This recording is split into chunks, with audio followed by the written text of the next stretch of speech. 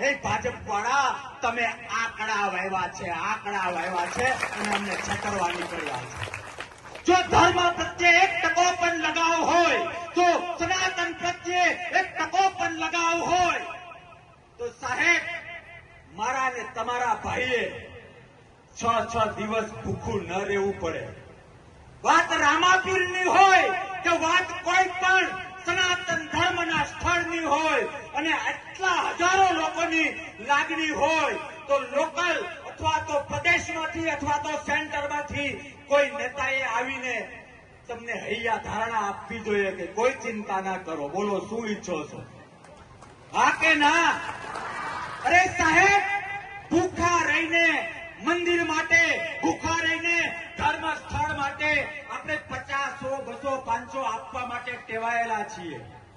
મારે પૂછવું છે મુકેશભાઈને, મારે પૂછવું છે ધીરુભાઈના એ આત્માને, જો આમાં ક્યાંય આપણી વાત સાંભળતા હોય તો, કે તમે કરોડોનું દાન કરો છો, તમે અબજોનું દાન કરો છો, આજે તમે વર્લ્ડમાં નોંધની છો, પણ અમારા રામાપીરને જો નારાજ કર્યા ને તો ખાવા ખીચડી નહીં વધે, ખાવા ખીચડી નહીં વધે।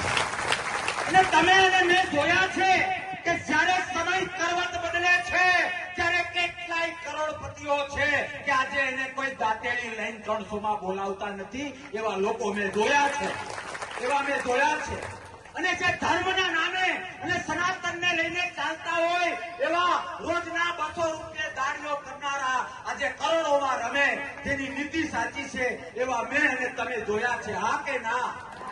એટલે મારે સરકારને તો કેવું છે, સાથે સાથે અંબાણી પરિવારને 2 હાથ અને ત્રીજું માથું જોડીને વિનંતી કરવી છે કે આ ધરાની હવા તમે ખાઈ રહ્યા છો, અને રામાપીરનું મંદિર અને મંદિરને માનનારો આ હજારોની સંખ્યાનો વર્ગ એક પોકાર કરે છે। સાહેબ, તમે અને હું 2-5 રૂપિયા વાપરી નાખીએ તો કઈ ફેર નથી પડતો, એમ આ કંપનીઓ 2-5 કરોડથી એને કઈ જ નથી અડતું, કોઈ ફેર નથી પડતો, હા કે ના? પણ મારે એ બીજેપીને કહેવું છે કે કેટલા હજાર કરોડ રિલાયન્સમાંથી ફાળો આવે છે, અરે એનો 1% નહીં, 2-5 કરોડ આ મંદિરમાં વાપરશો તો અમે તો અતિથિ દેવો ભવ। મારે એના કાનમાં નાખવું છે કે આ વિસ્તાર અને આ ગામ એ આશરા ધર્મ માટે માથા દઈ દીધા હોય ને એવો અમારો ઇતિહાસ છે।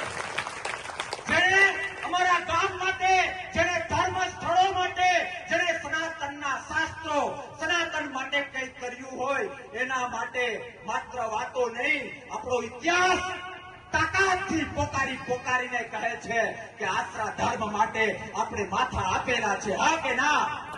આ અહેસાસ એક ધર્મના નામે અધર્મ કરનાર ભાજપને મારે પહોંચાડવો છે।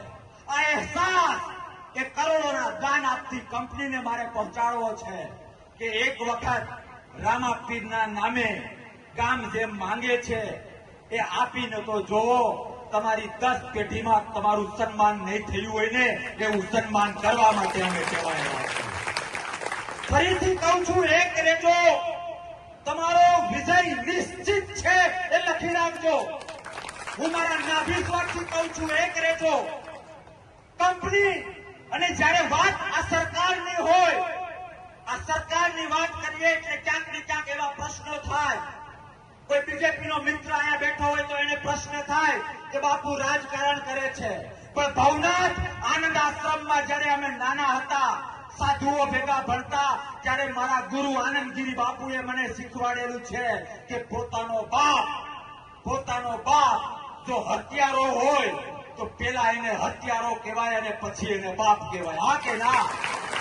એમ કદાચ આપણી પાર્ટી, આપણા વિસ્તારનો કોઈ મોટો વેપારી કેટલો પણ મહાન હોય અને જો આપણે એમાં માનતા હોઈએ તો એના વખાણ કરવામાં કઈ વાંધો નથી, પણ રામાપીર જેવી પવિત્ર એ સનાતન ધર્મની કોઈ પણ સ્થળમાં ગામ અને હજારો લોકો જ્યારે 5-25 કરોડનું કંઈક માંગતા હોય અને આના કરીએ ને, તો હું નાનો હતો ત્યારે મારા બાપા, પપ્પા, ડેડી, બાપુજી, અમે બાપા કહેતા, એ અમને બેસાડીને એવું શીખવાડતા. અમે એને કહેતા કે બાપા આપણા ગામમાં પેલો વ્યક્તિ અથવા તો આપણા બાજુના ગામનો ઓલો વ્યક્તિ એ બહુ સાહુકાર છે. ત્યારે બાપા એવું કહેતા કે સૌથી વધુ ગરીબ એ છે. કોઈ દી ક્યાંય 5 રૂપિયા લખાવતો ના હોય ને, એ 100 વીઘાનો હોય ને, તો આપણે એને વહવાયું ગણીએ છીએ. હા કે ના?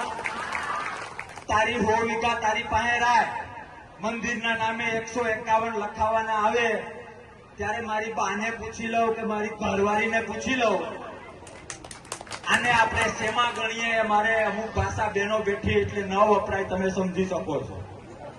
હા કે ના? તો તમે મને કહો, ધીરુભાઈના ખીચા, મુકેશભાઈના રિલાયન્સના ખીચામાંથી મને નથી લાગતું તમારો આઈનો વિકાસ 5-10 કરોડથી વધારે હોય. એટલું બધું નથી. વસરામભાઈ, કેટલામ થઈ જાય આ બધું? થોડુંક ઉદારતાથી કહો ને. સામે રિલાયન્સ છે.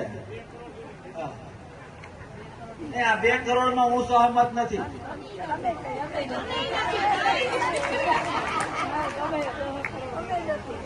કોની પાસે માંગો છો એ તો જો. એના માટે અરે કરોડોની વાત છોડો. એવા રિલાયન્સ વાળાની 1, 2 ને 3 આપણે બધા ધારીએ ને તો દાડિયા કરીને આ ઉભું કરી લે.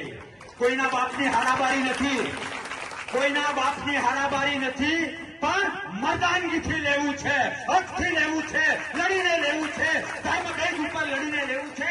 આપણો ભાઈ જે ભૂખ હડતાલ ઉપર ઉતર્યો છે ને, એની એક કલાકની જે વેદના અને સંવેદના છે ને, એનો અહેસાસ ગાંધીનગર પહોંચાડવો છે, દિલ્હી પહોંચાડવો છે અને રિલાયન્સના માલિકના નાભી સુધી પહોંચાડવો છે.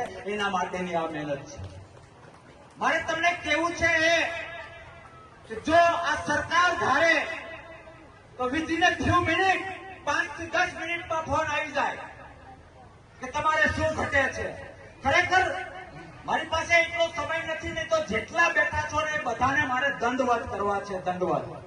બહુ વર્ષ પછી ભાવેશભાઈ, બહુ વર્ષ પછી મને આવા પ્રેક્ષકો, આવા સાંભળનારા મળ્યા છે કે જા બાવા અમારે કઈ નથી જોતું, જોઈએ છે એ તો રામા પીર માટે જોઈએ છે. માંગણીઓ તો ઘણી જ હોય છે. અનામતની માંગણી, વીમાની માંગણી, જે ખેતરમાં થાંભલા નીકળે છે એની માંગણી અમે લડત લડીએ છીએ. એમાં અમે તાકાતથી પૈનમાં અમને આવે છે. પણ આજે મને સમર્પણ લાગે છે કે ખરેખર તમને બધાને ધન્યવાદ છે કે એક રામાપીરની જગ્યા માટે એ ભેંસ ધોવા હે તો ધોવા હે, ગાય ધોવા હે તો ધોવા હે, નિંદામણ